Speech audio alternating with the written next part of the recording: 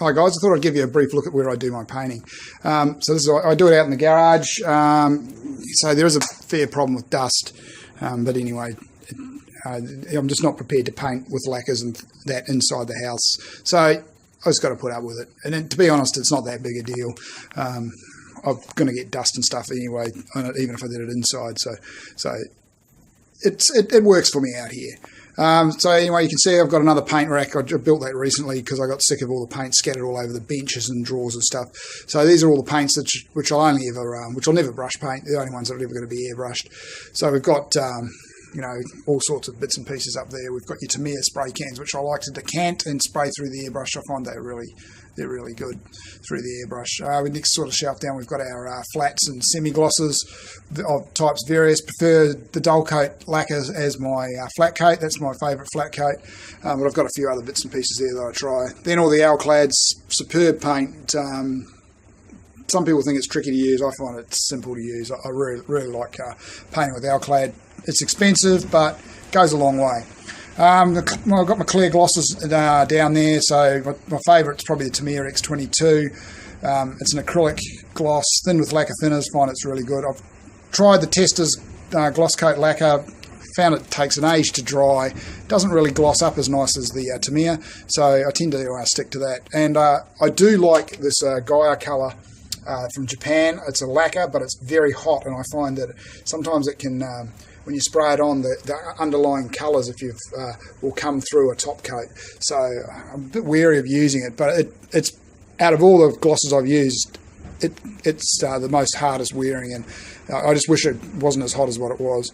Got every 50 shades of black there. A couple of enamels which I still use from time to time. They're just not worth throwing out. Whites, various jars. I've got some stock over there of Mr. Surfaces, your Tamiya primers, your levelling thinners, etc., which I find useful. On that bottom shelf, you can see I've got some of the chipping fluid, which personally I think is overrated. Have never had the success that everyone else does with it. With chipping, I just like hairspray. Down the bottom, I've got the modelling's most overrated product, in my opinion, Future. Picked a couple of bottles up with that in the US a few years back. Still use it for decals and stuff like that, but as a gloss coat, I think it's crap. More bits and pieces there. Over to the airbrush stand, a homemade airbrush stand. I've got 3 airbrushes. This one is a 0.3mm one given to me by a mate. It's an old style one. Don't use it very often, but it lives out here anyway. Next one is my main airbrush, which is the Sparmex DH103. I think for the money, this is 65 odd bucks in US in Hong Kong. A couple of say $10 to get it posted. It's a fantastic airbrush for general purpose work. I really like it. I've had it for a long time now. You can see the brassy colour in the cup there. Unfortunately, the camera's not going to focus. When it's been wiped out, it's simple to clean, really easy to use. Just really, for $100 or under $100, it's a fantastic thing. And you can see I don't look after it very well, but I can still get a really good finish on it. Like I said, it's super easy to clean. Takes me less than 2 minutes to clean it at the end of a session, and I don't have any trouble with it at all. Picked this Iwata 0.2mm up recently off a mate, and it's a fantastic airbrush. It is definitely better than the Sparmex, but it's also a $200 airbrush, although I didn't pay that for it. Really nice, fine, detailed work.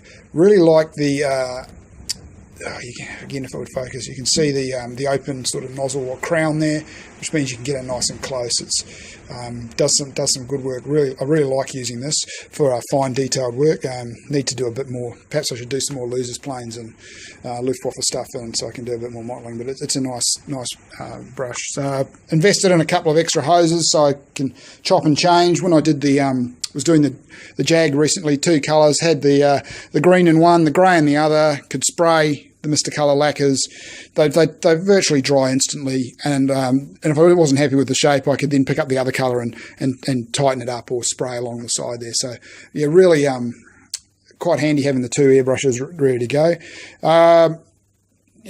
I find the good old CRC 556. I don't know if you see this in Australia, but in New Zealand, it's the thing. And that's what when I finish painting, or when I finish cleaning my airbrushes, I spray a couple of drops of that on the needle before I put it back in, and I have no trouble with the airbrush ever jamming up. I also find that your paints don't stick to the needle, so when you pull your needle out at the end of a session, there's very little paint on the needle itself. So I've been doing that for about 3 or 4 years now, and it's reduced the amount of time I've had, or the amount of times I've had to strip the airbrushes down and clean them completely, because the little bit of oil there really does the trick.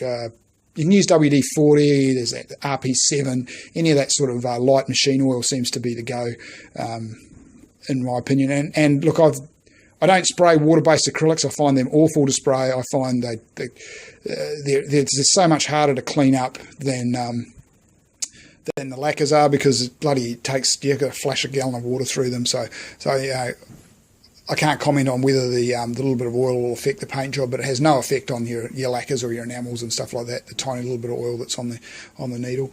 A few other bits and pieces. Another one of my patented little storage stands there, cut out of a piece of foam. Over here, among all the other crap, is ultrasonic, which my airbrush will go in from time to time. I tend to put it in one of those glass jars, which I fill up with lacquer thinners, drop the whole airbrush, strip the airbrush, drop the parts in there, drop them in the ultrasonic for 5 minutes, pull them out, spread them out on the bench on a bit of paper towel, and they'll be spotlessly clean, and they'll be good for another 6 to 12 months. So anyway, there's another 6 minutes of your life you wasted, but I hope you found it interesting. And if you've got any comments, questions, whatever, just ping me a message or whatever, and I'll do my best to answer. Okay, nice to talk to you. Goodbye.